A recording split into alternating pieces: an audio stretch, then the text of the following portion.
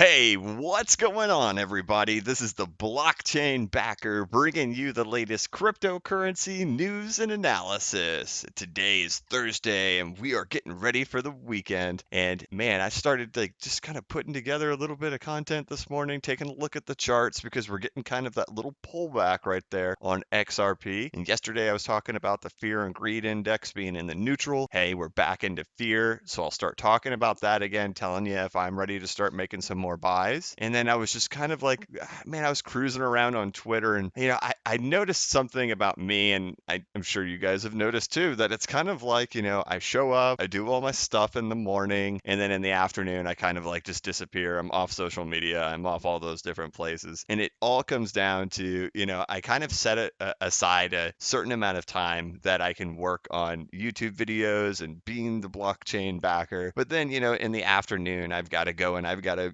be the worker for my family where I make my income, and I do what I do in order to, pay for the house, pay for the cars, pay for the school stuff, all that kind of stuff. So my afternoons are always tied up to, what I do to make an income. And then, after 5 o'clock in the afternoon, that's when I've got my family time. So, we do this thing called technology time, and that's where we turn off all of our iPads, all of our iPhones, our, PlayStations, our Nintendo Switches, whatever. All of that's got to be turned off from 5 o'clock till 7 o'clock at night, and we all have to hang out with each other.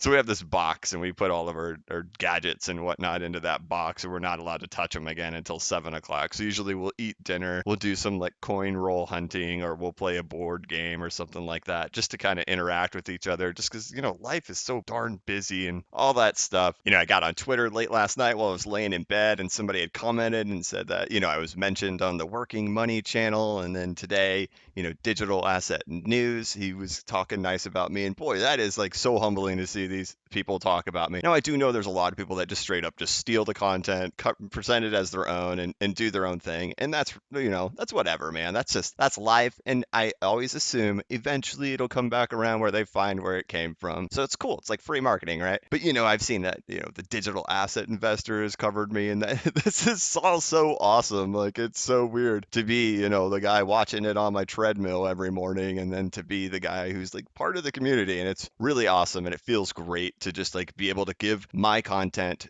to what I can offer. As you guys know, everything that I make is 100% my own. I've come up with whatever weird, wacky, or very technical, down to earth, grounded information. And, I actually don't even really watch a whole lot of other YouTube content anymore because, one, I don't really have the time to do it now that I've added this whole thing into my life. And two, I don't want to start sounding like other people. The last thing I want to do is actually just be copying what other people are doing. So I'd minimize how much I actually watch so I don't like subconsciously be influenced by what other people are doing. Yesterday, I was watching the Digital Asset Investor, and he was talking about, the stock market crashing. And I am so passionate about that. Like just that this thing is on its last leg of absolute destruction. This thing is going to be so terribly bad. And I was just like so motivated after I saw this video. I'm like, I'm gonna go make a video for me too. I'm gonna get this out there because I'm so passionate about it. People will love it. But then I'm like, but all I'm doing is copying what he's doing.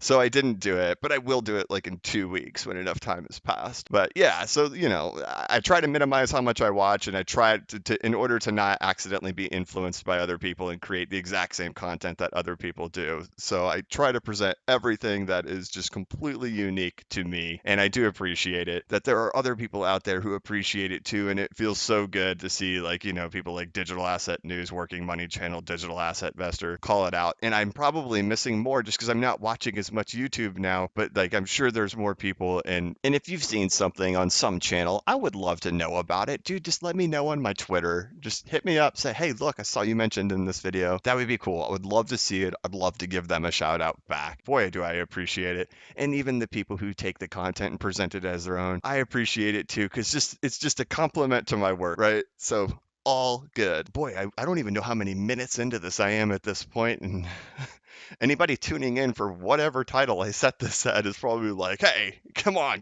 get on with it. All right. All right, calm down. All right, so here's the deal. All right, so tomorrow morning, we'll release a news because that's what I'm trying to do. Twice a week, we get Monday, you get the news that happened over the weekend, and then Friday, the news that happened throughout the week. So, like 15, 20-minute video that just kind of covers news. And then here we go. Y'all ready? Tomorrow, we're going to do it live. We're going to try again. All right. So we've got to do it again. And I think like the cutoff point is I've got to beat 15 minutes. I'm going to go for way more than 15 minutes, but that's the target, right? That's where the bar was set. That's pretty cool. It's a decent bar to be set on the first one, and that's all I got to beat. So I've got to beat 15-minute live stream tomorrow. Hopefully we have some decent price action and we can talk about that at the time.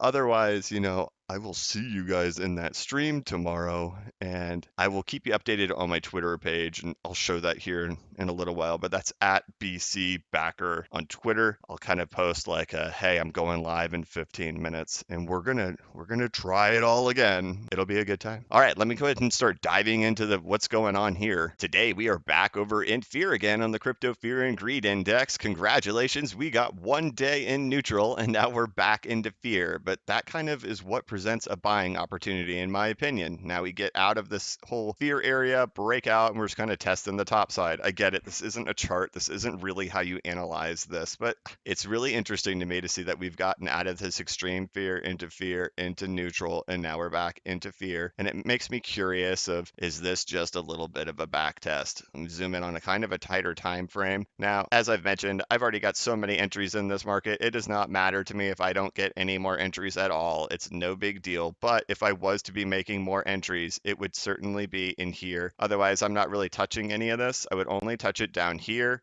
or down here below. So I would need to come back, touch this area, or go lower in order for me to make any more of my purchases. So if the market wants my dollars, these are the prices it has to get to in order to get my dollars. Otherwise, I'm holding on to them, not touching it. But it's looking pretty interesting. Like if we go back over to the past, when we have these kind of breakups, we do have, these volatile spikes before it starts grinding. So in like right here, right? Take a look at that one. Popped all the way out, came all the way back down, and then fired. So we could very well have the same kind of thing going on. As we've mentioned, we're looking for that 25, 26 cent range. Looking back at the big picture, everything still looks like a gravy train. We still got the same old thing that you've seen 100 times. Everything looks just fine. We got the 95% correction. We haven't dipped any lower. We've got a nice little pop up, and everything is matching up to look like this. When we take a look at like the altcoin market cap chart, it looks so incredibly like the psychology of a market cycle cheat sheet, the Wall Street cheat sheet psychology of a market cycle. It just looks identical. If you guys have gone back and watched that video before, we talk about how it needs to come down into like this area, and holy cow, it just did it perfectly. And that's insane. So, I mean, if we're following the psychology of a market cycle and all the other things that we see in regards to percentage drawdowns, it's just so incredibly nuts that it all points to we're at the bottom. So I don't know.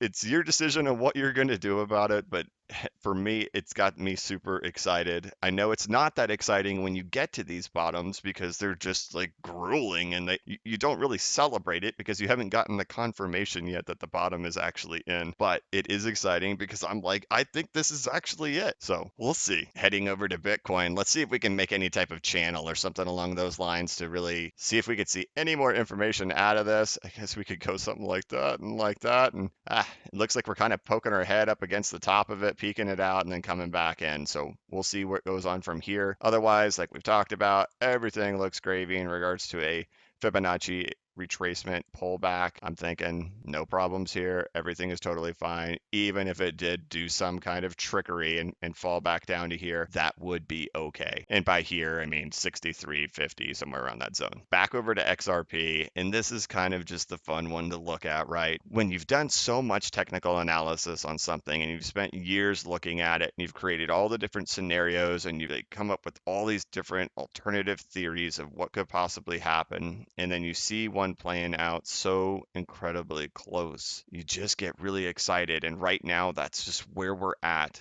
Here's the only concern I've got. So let me just be totally transparent. The only concern I have is that this clearly hasn't done this type of a retracement. So let me kind of draw out what that would look like. So typically in a consolidation after a crash, you have your big bubble, you crash, you do your 70% retrace or so, and then you come down, and then you can start your next market cycle. You can see that right here, right?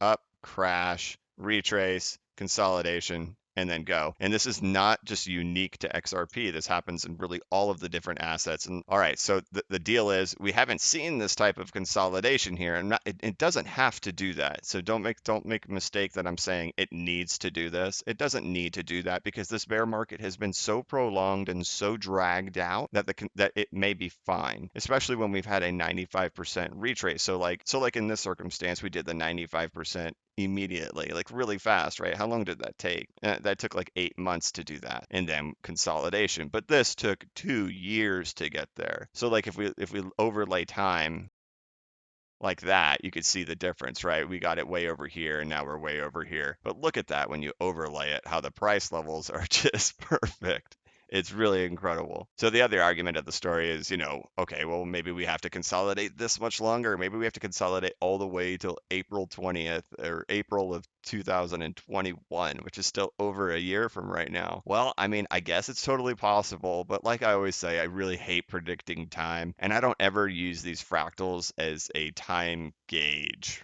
right?